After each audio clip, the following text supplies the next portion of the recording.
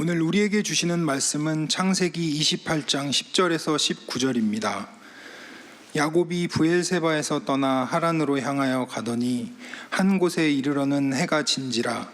거기서 유숙하려고 그곳에 한 돌을 취하여 베개하고 거기 누워 자더니 꿈에 본즉 사닥다리가 땅 위에 섰는데 그 꼭대기가 하늘에 닿았고, 또 본즉 하나님의 사자가 그 위에서 오르락내리락하고, 또 본즉 여호와께서 그 위에 서서 가라사대 나는 여호와니 너의 조부 아브라함의 하나님이요 이삭의 하나님이라. 너 누운 땅을 내가 너와 내 자손에게 주리니 내 자손이 땅의 티끌같이 되어서 동서남북에 편만할지며 땅의 모든 족속이 너와 내 자손을 인하여 복을 얻으리라.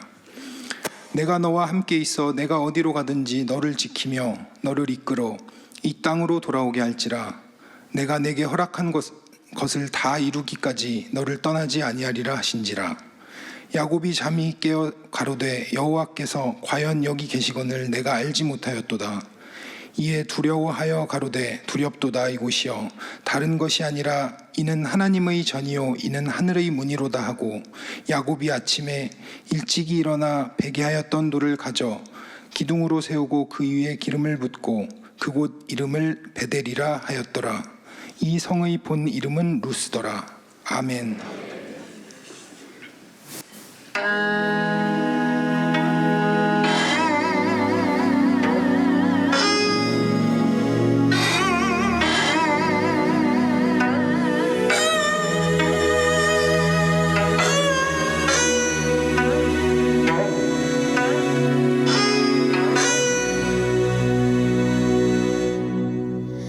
그 크신 하나님의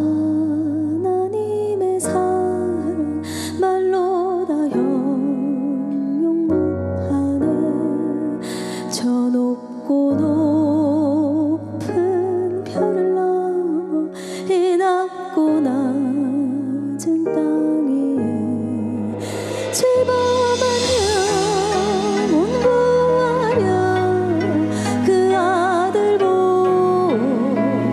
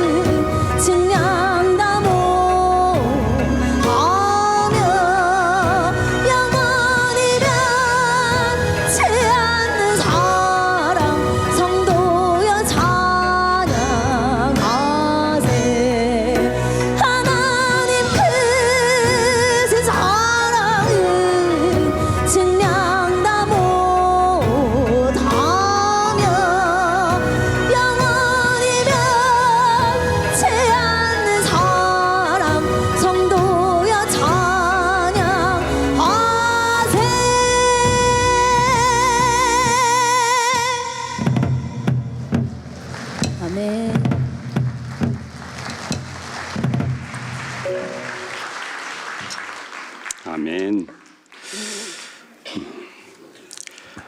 야곱을 아시나요? 성경 구약의 야곱 말입니다. 어떠세요? 야곱 본받고 싶은 사람일까요? 믿음의 3대 조상이잖아요. 아브라함과 이삭과 야곱의 하나님. 성령 인물 중에 예수님 다음으로, 다윗 다음으로 세 번째로 제일 많은 인생의 이야기가 적혀 있는 야곱의 스토리를 혹시 잊어버리셨을 수도 있어요. 오늘 여러분들에게 이 야곱을 소개하고 야곱을 만나게 해드리고 싶습니다. 오늘 읽어드린 본문의 배경 이야기만 잠깐 먼저 드리려고 합니다.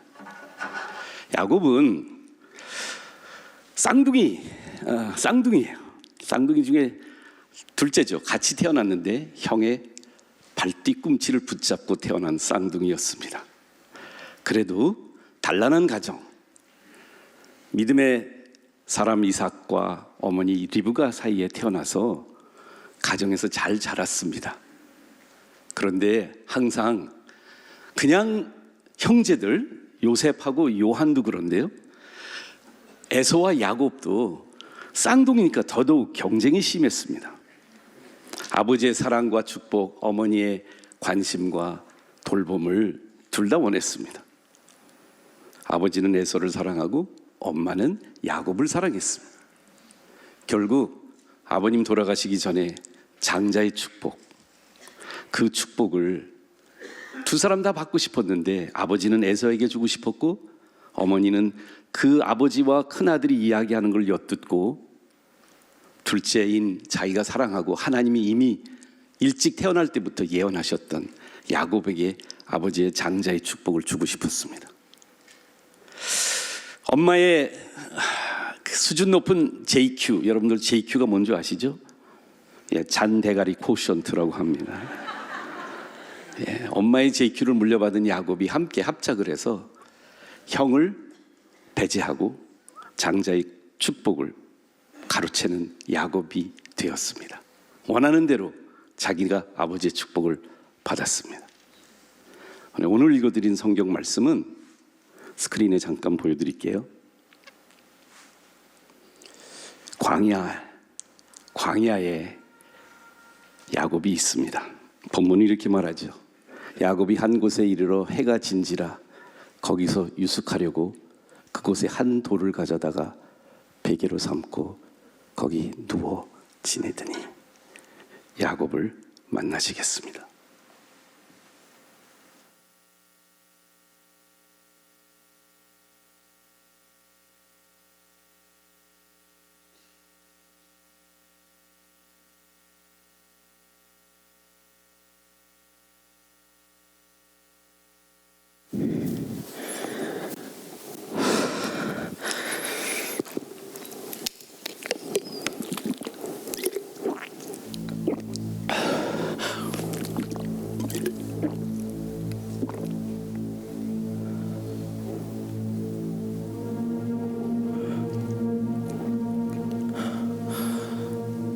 결국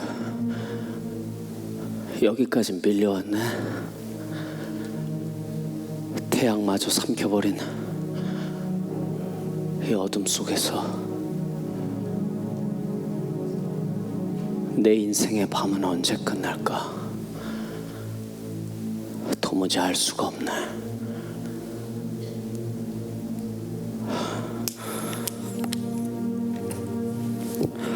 뼛속까지 스며드는 이 차가운 공기, 이 거대한 어둠 속에 나 혼자 남았어.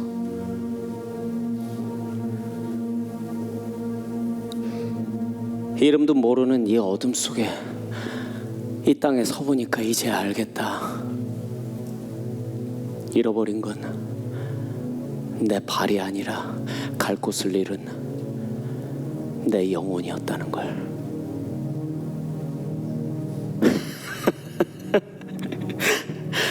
참 우습지? 형의 발 뒤꿈치를 잡고 태어난 그 순간부터 난 늘 남보다 앞서야 된다고 믿었어. 그래야 살아남는다고 믿었지. 내 머리, 내 능력, 내 노력만 있으면 세상은 내가 원하는 대로 다 움직일 줄 알았지. 또 그렇게 됐잖아. 팥죽 한 그릇으로 형의 권리를 사고 눈이 먼 아버지를 속여서 그 축복까지 가로챘을 때, 그때 난 내 인생이 계속 저 위로만 갈 줄 알았거든. 또 그렇게 갔었잖아. 그게 성공으로 가는 길이라고, 가장 빠른 길이라고 굳게 믿었고,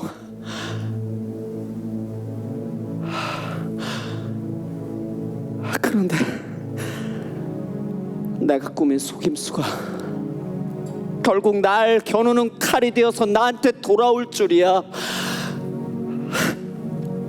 형의 분노를 피해서 숨이 막히도록 도망쳐서 여기까지 왔는데 지금 내 손에 남은 건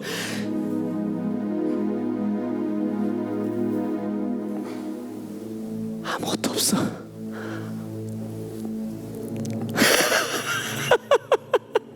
빈털털이야.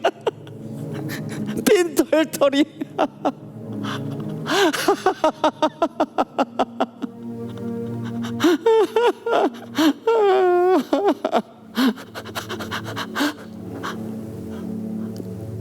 내 편이 될 줄 사람도 없고 몸을 누일 따뜻한 방도 없어. 결국 이 돌을 베고 자야 하는 처지가 됐네. 이 고독한 광야에서 나 혼자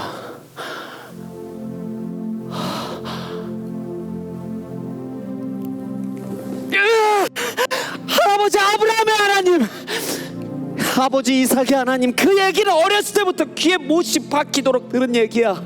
그런데 그 얘기는 늘 남의 이야기 속에만 등장하는 일이었지. 난 늘 내 능력만 믿고 살았으니까.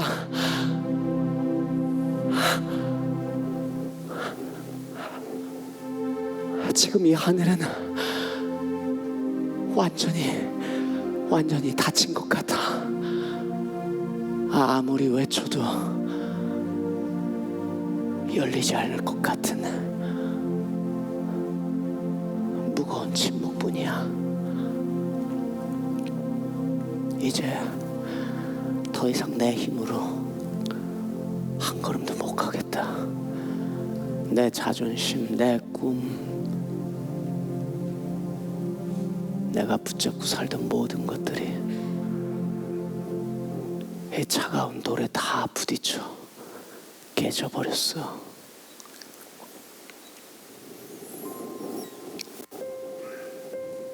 내 능력으로 버텨온 인생의 끝이 이런 낭떠러지라면 난 이제 뭘 붙잡고 살아야 하지?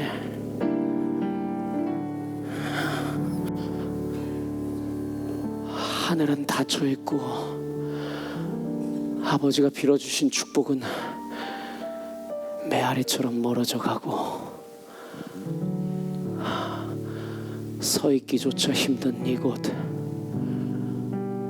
누워도 쉴 수 없는 여기가 광야네. 광야.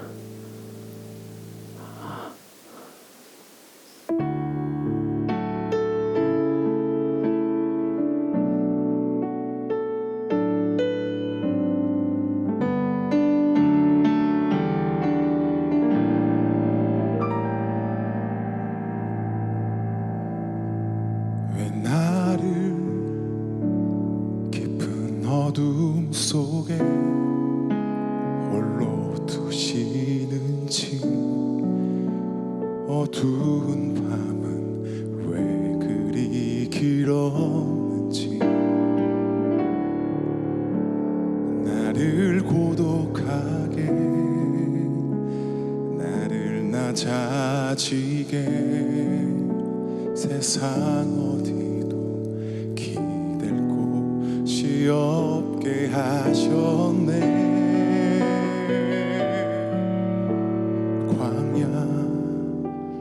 광야에 서 있네.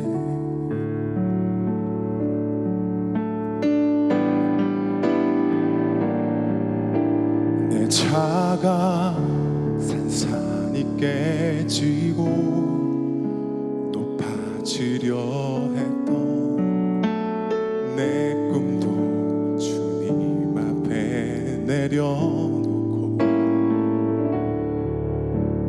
오직 주님 뜻만 이루어지기를 나를 통해 주님만 드러나시기를.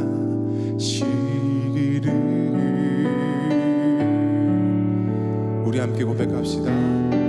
주님만 내 도움 되시니, 주님만 내 도움이 되시고, 주님만 내 빛이 되시는, 주님만 내 친구 되시는 광야. 주님 손 놓고는 단 하루도 살 수 없는 곳 광야. 광야. 주님만 내 도움이 되신, 주님만 내 빛이 되신, 주님만 내 친구 되시는 광야. 주님 손 놓고는 단 하루도 살 수 없는 곳 광야. 광야에 서 있네.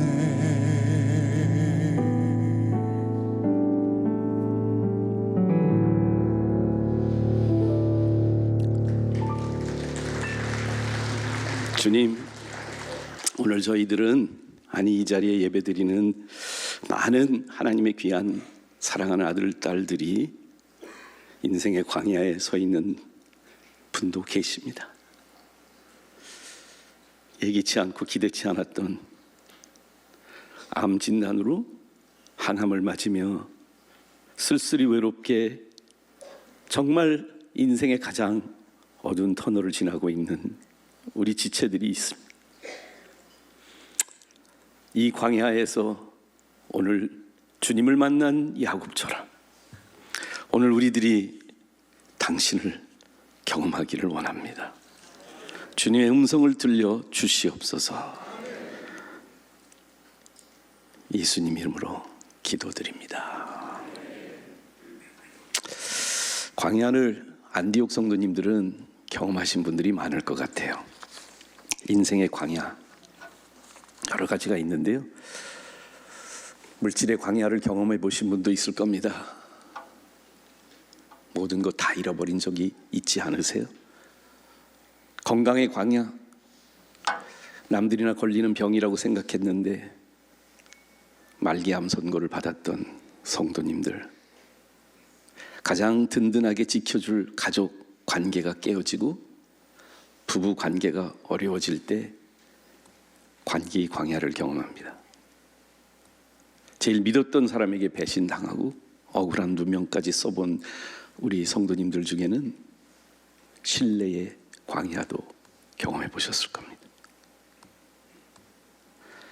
사실 야곱은 그 광야에 서 있었습니다. 모든 게 괜찮을 때는 하나님도 예배드리고 찬양드릴만 해요. 그런데 광야에 나와보면 하나님도 안 계시고 하늘이 닫혀있은 침묵하는 하나님을 보게 됩니다. 슬라이드를 보여주시면 그 가운데 오늘 본문은 이렇게 말합니다. 야곱이 잠들어 버렸어요. 그런데 우리가 아까 성가대가 찬양한 것처럼 야곱이 잠들은 그 속에 꿈이 나왔습니다. 꿈속에 세 가지를 봅니다. 여기 우리말로는 사닥다리라고 하는데요, 저는 이거를 그냥 한 사람이 올라가는 작은 사다리가 아니고 아주 넓은 Grand Master Staircase to Heaven, 하늘로 올라가는 큰 계단을 봅니다. 그 땅에서 하늘까지 연결된 사닥다리 계단을 봅니다. 또 본문 말씀은 하나님의 사자들이 이 계단 위에서 오르락 내리락하는 두 번째 장면을 꿈속에서 보았다고 합니다. 그런데 마지막 장면은 우리가 기대한 것과 조금 다른 그림입니다. 여러분들 또 본즉 여호와께서 그 위에 서서 말씀하셨다고 하는데요. 여러분들 연상, 여러분들의 이 이야기를 읽으셨을 때, 전에 읽어보셨던 분들은 하나님이 어디서 말씀하시는 것 같아요? 여기 그 위에 서서라면 어디 위에라고 생각하세요? 계단 위에. 그렇게 생각하셨죠? 그렇게 아니었으면, 생각 전혀 안 했으면 이렇게 하셔도 되는데, 그 계단 위에서 하나님이 말씀하시는 것 같아요. 그럼 고개 한번 끄덕끄덕여 보세요. 근데 아처라고 하는 히브리어 전문 신학자는 이 표현, 이 성경에 나와 있는 이 표현, 그 위에라는 것은 이 계단실 위에가 아니고요, 야곱 위에예요. 그러면 땅에서부터 하늘까지 올라가는 그 계단 위에 하나님의 사자들이, 천사들이 오르락내리락하고 있는 그 계단에 하나님이 그 위에 있는 게 아니라 어디 계시다고요? 바닥에 돌에 누워있는 야곱 머리 대고 하나님은 마치 귓속말로 속삭이듯이 말씀하세요. 뭐라고 말씀하셨을까요? 세 가지를 약속하세요. 세 가지를 보았던, 꿈속에 보았던 이 세 가지 장면이요, 계단이 있고 그 위에 천사들이 있고 하나님이 그 계단 밑으로 내려오셔서 야곱에게 말씀하시는데, 그 말씀 안에는 세 가지가 있었어요. 시작은 이렇게 됩니다. 나는 여호와 너의 할아버지 하나님 아브라함, 이삭, 아버지 이삭의 하나님이야. 네가 여기 누워있는 땅을 너와 네 자손에게 다 줄 거고, 네 자손이 땅에 티끌같이 되어 네가 서쪽, 동쪽, 북쪽, 남쪽으로 퍼져갈지며 땅의 모든 족속이 너희들과 함께 할 것이다. 이렇게 약속하세요. 그런데 그 하나님의 내려오셔서 야곱에게 속삭이는 세 가지가, 핵심이 지금 광야에서 야곱이 제일 느끼지 못하는 거예요. 내가 너와 함께 할 거야. 동행의 약속이에요. I will be with you always. 네가 어디 있어도 나는 너와 함께 할 거야. 두 번째, 내가 어디로 가든지 나는 너를 지켜줄 거야. 보호의 약속이에요. I'll protect you. 그리고 마지막으로 너를 이끌어 이 땅에 돌아오게 할 거야. 내가 약속한 이 모든 축복들을 너에게 허락한 것을 다 이룰까지 내가 그 약속의 실현이 이루어질 때까지 결코 떠나지도 버리지도 아니할 거야. 하나님의 선물이십니다. 하나님의 축복입니다. 근데 한번 생각해 보세요. 야곱이 이런 하나님의 놀라운 꿈을 보고 하나님의 이러한 세 가지의 장면과 세 가지의 약속을 받을 만한 뭐 한 가지라도 한 거 있어요? 야곱이 회개했나요? 광야에서 기록은 잠잔 거밖에 없어요. 돌에 자기가 여기에서 고독을 느끼고 아무것도 없는 빈털터리가 돼서 그냥 돌 하나 비고 잔 거밖에는 야곱이 한 일은 아무것도 없습니다.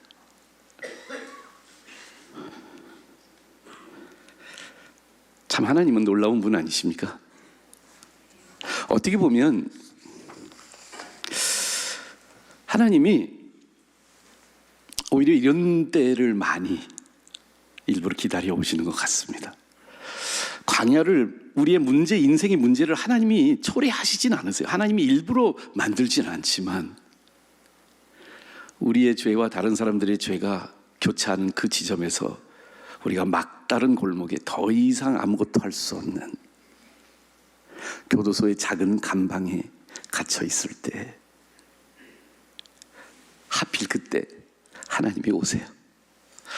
아무것도 할 수 없는 곳, 아무도 없는 곳, 누구도 내 편이 안 된다고 생각하는 그 순간에 오히려 하나님은 더 잘 나타나시는 분이 아닌가 생각합니다. 혹시 이 자리에 앉아 계신 분들 중에 특별히 원로 목사님과 많은 관계 속에서 제가 여러분들이 광야에 있을 때 놀라운 복음을 만나지 않으셨나요? 제가 아버님이 어렸을 때부터, 제가 또 학생 때부터 아버님을 때로는 같이 병행도 했는데 주로 어딜 갔냐면 안양에 있는 교도소를 신방 갔습니다. 한때는 누구나 다 이름 석자만 들어도 알만한 분들, 그분들이 정권에서, 회사에서 사회적 저명인물로 살고 계시다가 광야에 가실 때 말씀을 읽으면 하나님을 만나더라고요.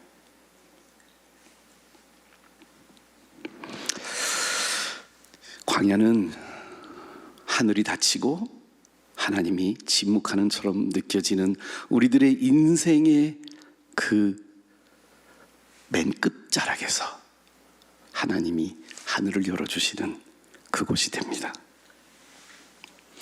야곱이 그 꿈을 꾸고 깹니다. 그리고 이 말을 해요. 저는 이 말이 그냥 가벼운 말이 아니었습니다. 지금까지 자기의 인생, 브엘세바를 떠나 아버지, 엄마, 형이 있는 그곳을 떠나 형의 분노를 피해 도망가고 있었던 이 도망자의 신세, 아버지를 속인 철천지 불효자식인 야곱의 삶 속에 아직 외삼촌 집 하란이 있는 외삼촌 집은 도착하지 않은 그 No Man's Land라고 하는 곳이 있죠. 아무도 없는 그곳에서 야곱은 이렇게 고백합니다. 두렵도다 이곳이요. 여기서 말하는 두려움은 무서운 두려움이 아니에요. 성경에서는 영어로는 awesome이라고 말하거든요.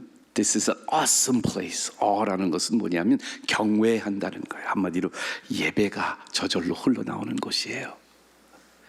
하나님을 꿈속에 만나고 하나님의 음성을 듣는 순간, 그동안에 아버지, 할아버지로부터 들어왔던 하나님, 이제는 그 하나님이 나에게 직접, 아버지에게 나타나고 할아버지에게 나타나셨던 그 하나님이 나에게 직접 말씀하시는 것을 듣는 순간, 하나님의 임재를 체험하는 순간, 야곱은 이렇게 말합니다. 여기가 벳엘이라고요. 벳라고 하는 단어는 히브리 말로 집이라는 단어예요. 엘로힘, 하나님의 집이요. 여기가 하늘의 문이라고요. The gates of heaven.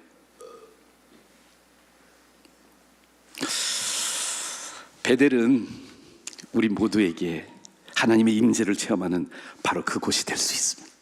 어떤 때는 병실에서, 어떤 때는 깜빵에서, 어떤 때는 포장마차에서 마지막 한 잔을 들이키고 내 인생을 마치려고 하는 그 상황 속에서 하나님이 나타나는 그곳이에요. 교회가 베델일 경우가 많이 없어요. 근데 저 두 번째 표현에 하나님은 저희들의 마음을 집중하도록 말씀 속에 인도하고 계십니다. The gates of heaven, 하늘의 문이 야곱에게 이 광야에서 돌 하나 세워놓고 그 돌에 기름을 붓고 하나님이 여기에 계시다고 내가 몰랐다. 하나님이 여기 계신 줄 내가 몰랐다. 이곳이 하나님이 계신 곳이구나. 이게 하나님의 집이야. 그런데 여기가, 이 광야가 하늘의 문이 열리는 그곳이야 라는 단어를 사용합니다. 하늘의 문이요. 하늘의 문은 구약 성경에 다른 곳에서도 나온 적이 있어요. 창세기 28장 이 17절에 처음 나온 게 아니에요. 이 Gates of Heaven이라는 단어가 어디에 처음 나왔냐면 사실은 창세기 11장에 나옵니다. 아브라함을 부르시기 전에 인류가 아담과 하와 이후로 계속해서 그 인류의 아담과 하와, 가인과 아벨과 그 후손들이 계속해서 이 땅에 점점 생육하고 번성하고 있었을 때에 그들의 죄가 창궐해서 하나님이 한 번은 홍수로 온 인류를 노아의 가정만 남겨놓고 다 휩쓸어버린 다음에 또 다시 인류가 번성하기 시작을 합니다. 우리가 알고 있는 고대 문명인 유프라테스와 티그리스 강가에서 생성된 그 첫 번째 고대 문명, 바로 이 바벨론 문명 속에서, 그곳에서 창세기 11장은 이 글을 우리한테 줍니다. 이렇게 기록을 합니다. 창세기 11장 4절에 이 사람들이 그 당시에 고대 문명을 이룩하고 그곳에서 높은 탑을 쌓습니다. 우리는 그것을 성경에서 바벨탑으로 알고 있는데요, 역사학자들은 우리가 사회 시간에도 역사 시간에도 배웠는데 지그랏이라는 지금도 흔적이 남아있는 높은 탑에 그 남아있는 그 흔적들만 남아있지만 얼마나 컸을지를 상상할 수 있을 만한 높은 계단으로 되어 있는 바벨탑이 있습니다. 바벨탑은 하나가 아닙니다. 바벨론에 가시면 지그랏이 여러 군데 있습니다. 문명이 발달하고 그 사람들이 모여 있으면서 그들이 말합니다. 성읍과 탑을 건설하고 탑 꼭대기를 하늘에 닿게 하여 The gates of heaven, 우리의 이름을 내고, 그래서 하나님이 무엇을 짓는지 건설하는 성읍과 탑을 보시려고 내려오셔서 그들에게 저주를, 하나님의 징계를 내려주십니다. 그래 하나님 마음을, 하나님의 섭리의, 구속사의 섭리에 새로운 패러다임이 열립니다. 그래서 이 전 세계 그 인류 시대에서부터 족장 시대로 아브라함과 이삭과 야곱의 가족에게 그 바벨탑 문화로 하나님한테 올라가려고 하고 자신의 성공을 쌓으려고 하는 인간들의 그 올라가는 노력을 하나님은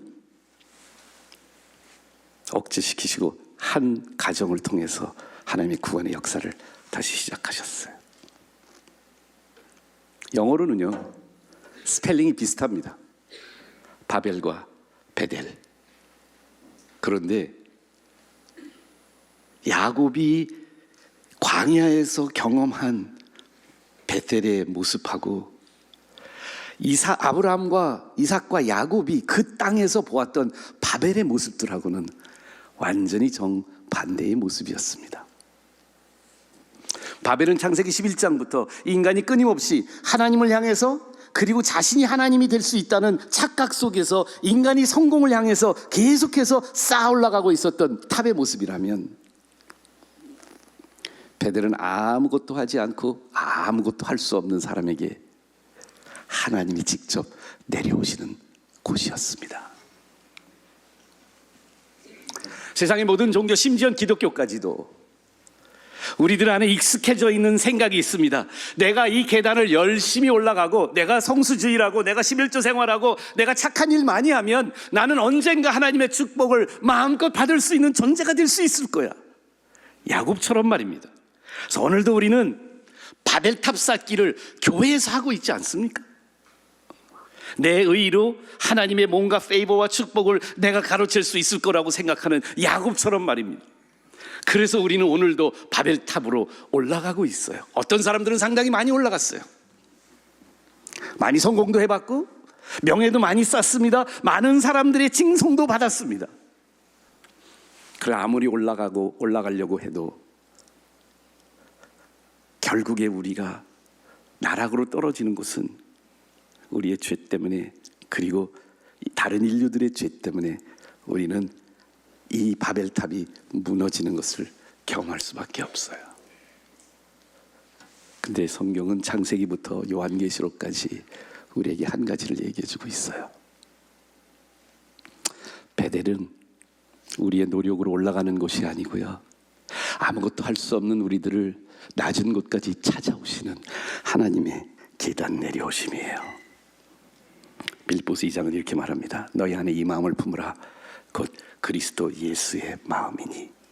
저는 하나님과 동등됨을, 하나님과 본체신데 그 본체로 하나님과 똑같으신 예수님이, 하나님이신 예수님이 하나님과 동등됨을 취할 것으로 여기지 않으시고, 당신의 권리로 쟁취하고 지키려고 하지 않으시고, 자신을 비워 사람의 모양으로 오셔 종의 형체를 가지시고 제자들의 발까지 씻어주시는 종의 모습으로 오실 뿐 아니라 십자가에 죽기까지 복종하신, 계속해서 내려오신, 하늘의 계단을 타고 내려오신 예수님의 모습이 베델입니다.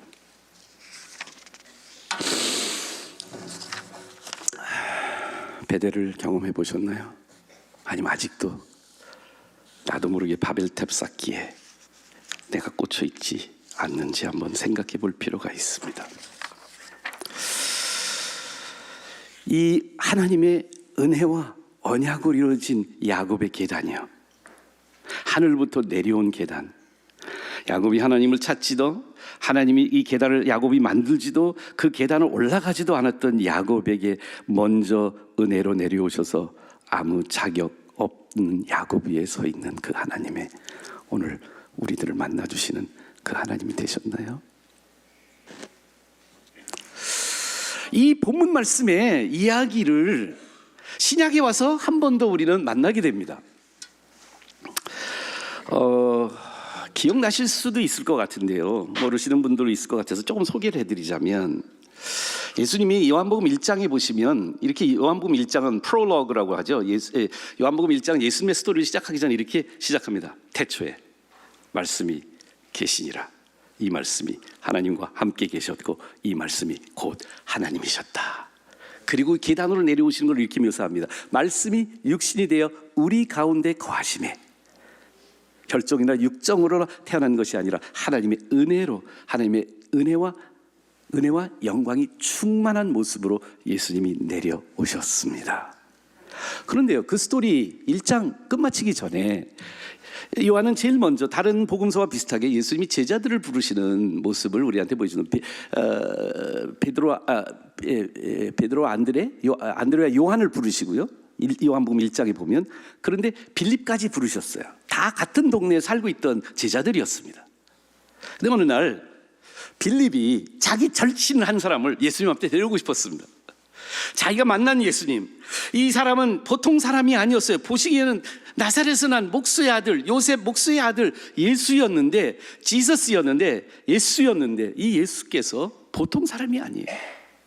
부르시고 나서 조금만 시간을 보내고 나서 빌립은 범상치 않은 하나님 인간 하나님이신 예수님을 자기 절친에게 소개해 주고 싶었어요. 빌립의 절친은 나다나엘이었거든요. 요한복음 1장 49절에 이렇게 말합니다. 나다나엘한테 오라고 하니까 나다나엘이 이제 예수님 만나러 가려고 하는데, 가기 전에 이 나다나엘 마음속에 약간 찝찝한 말이 있었죠. 아마 나다나엘은 서울 사람이었던 것 같아요. 그래서 나다나엘이 뭐라고 말하냐면, 이 빌립이 먼저 나다나엘이 찾아가서 모세가 율법에 기록했고 여러 선지자가 기록한 그 메시아를 우리가 만났어. 요셉의 아들 나사렛 예수야. 나다나엘, 여러분들 아시잖아요. 나다나엘이 뭐라고 그러죠? 수원에서, 아니 나사렛에서 무슨 선한 것이 날 수 있냐. 빌립이 그냥 와봐 그래요. 나다나엘이 예수님한테 나타나는, 걸어오고 있는데 예수님이 이렇게 말해요. 보라, 참으로 이스라엘 사람 중에 이스라엘 사람이다. 그 속에 간사한 것이 하나도 없다. 와, 랍비가 그런 말하면 대단한 거거든요. 경기도지사가 여러분들한테, 야, 수원 경기도에서 최고의 간사한 것이 없는 경기도민 중에 경기도민이야. 예수님이 그 말하니까 나다나엘이 뭐라고 말하는 줄 아세요? 나다나엘이 이렇게 말해요. 아니, 나를 어떻게 아세요? 예수님이 대답합니다. 빌립이 너를 나한테 불러오기 전까지, 그 전에 내가 무화과 나무 아래에 있는 걸 내가 봤어.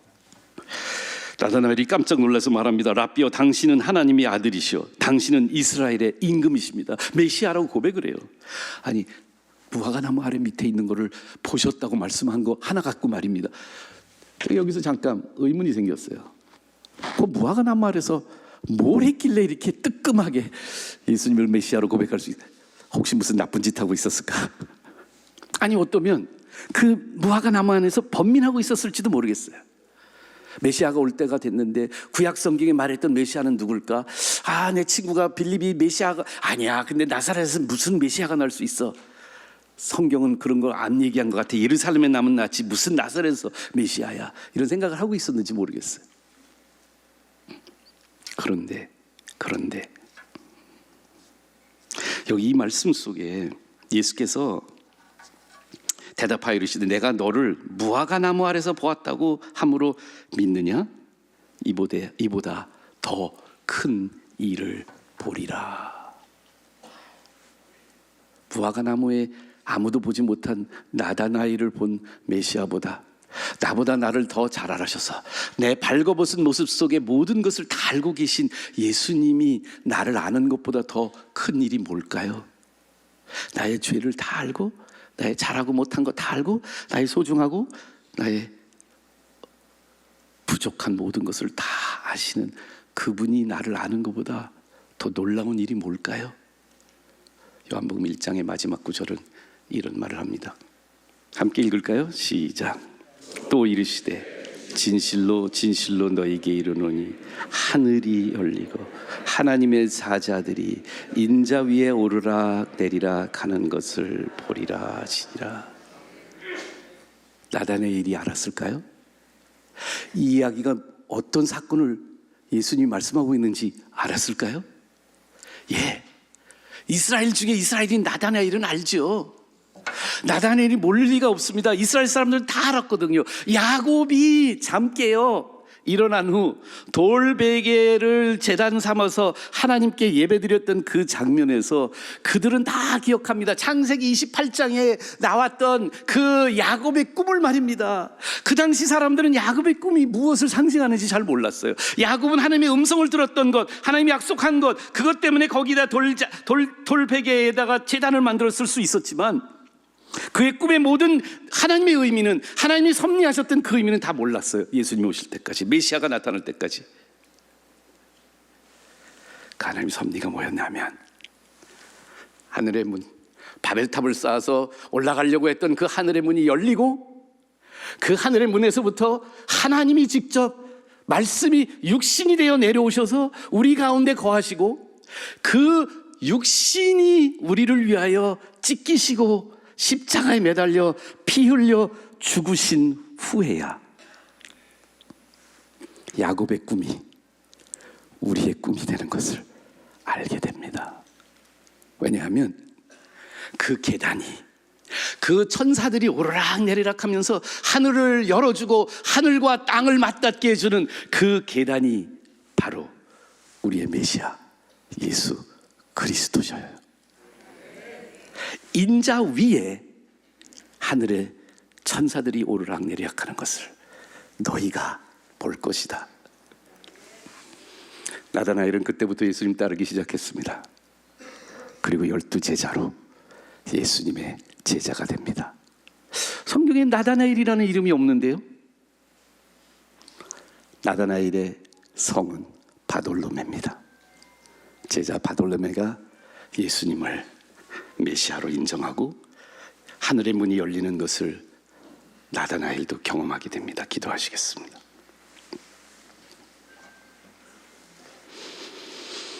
하나님, 그동안 우리 노력으로 하나님의 페이버를 받고 하나님의 축복을 받으려고 했던 우리들의 모습, 야곱의 모습입니다. 제가 야곱입니다. 우리가 야곱입니다. 하늘의 문을 여시고 오늘 이 자리에 오셔서 임재하여 주시옵소서. 예수님 이름으로 기도드립니다.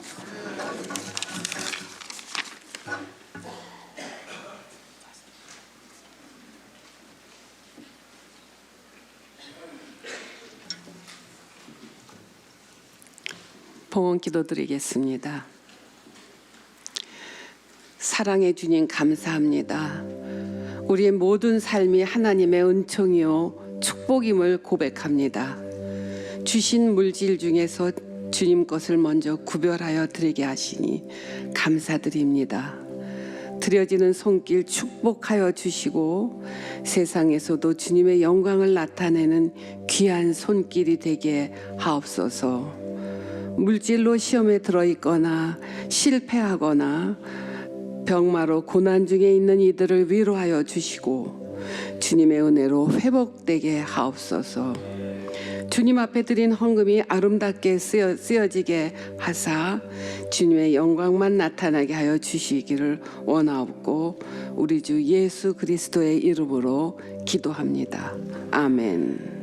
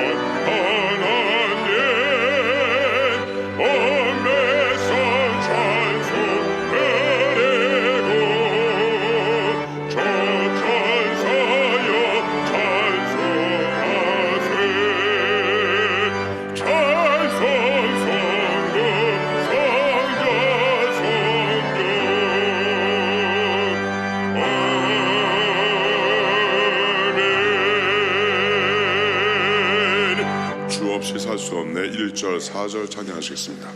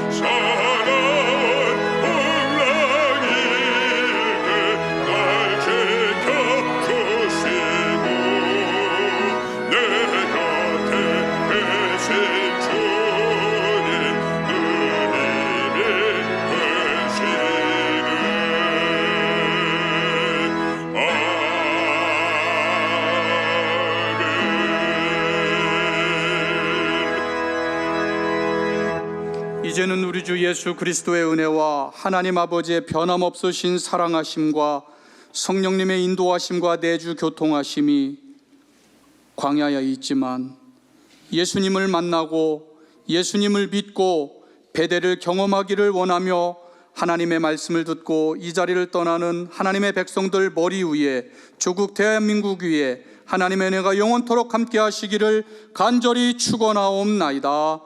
아멘.